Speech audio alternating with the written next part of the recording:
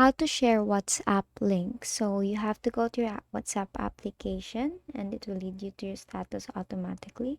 So on the bottom part, you will see 5 different options there. Just go to settings, just go back here and it will look like this. Now, you will see your name there. As you can see, it will greet you, hey there, I am using WhatsApp. Just have to tap on that.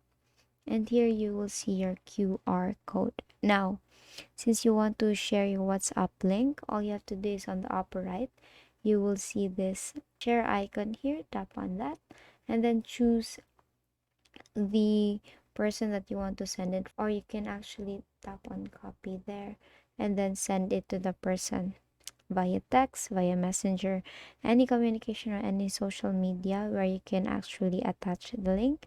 And basically that is how you share WhatsApp link. And if it doesn't work, make sure that you have updated your WhatsApp application.